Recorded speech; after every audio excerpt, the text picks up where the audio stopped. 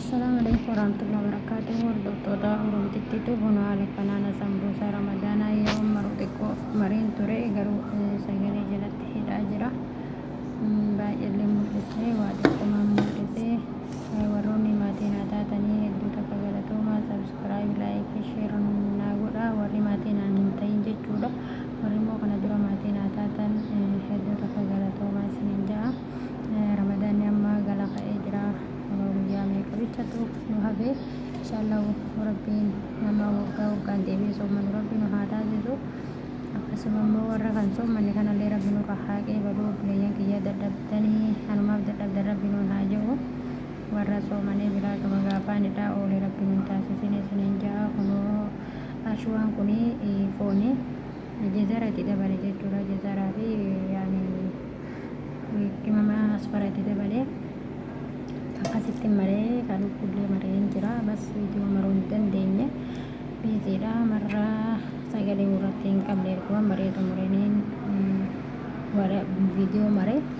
Kanaafiyyuu warri nu jajjabeessitanii hedduu takka galatoomaa isiniin ja'a. Akkasii isiniin ja'a obboleeyyan kiyyaa. Anoo akkanatti naara kanaana sambuusaa maree. Kun shaayii itti dhugellee natti mul'atti. Sambuusaa maruu hin beeka gaafa biyya gadi dhiiroo. Yaa rabbi biyyatti illee nama sambuusaa kana malee soomana biyyatti nama soomana fursiisee faxarsiisee rakkataa gargaarullee rabbi nu haa taasisu. Wallaahi fedhiin kiyya guddaan biyyatti gaafan gadi namoota harka qalleeyyii gargaaruudha. Rabbi addunyaa nutti haa kennu.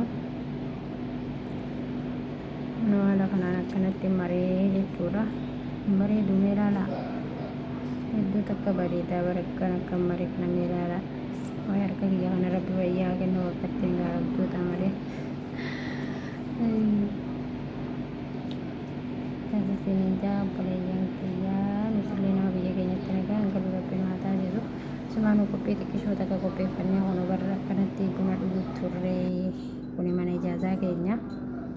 Haala kanaan akka bashannanu turree viidiyoo hin sodaatanii uummanni viidiyoo naa seenuu dideen akkanatti waa xiqqooma takka maree namatti hin tolu. Ilaalaa haalli mana ijaazaa keenyaa kun ilaalaa akkanatti buna danfifannee daabboon dadaffaanee haala kanaan bashannanu turree isiniin jaa obboleeyyan kiyya. Hedduu namatti tola. Bunni isin mul'isu kun kiyyaa koottaa dhugaame nama fo'aa kanillee qabna daabboon jira. Haala kanaan akkanatti mana ijaazatti fataa jennee ramadaana dura jechaadha. Viidiyoo xiqqoo tanaa hattuma bohaartanii jettanii irratti gattalee isiniin jaa obboleeyyan.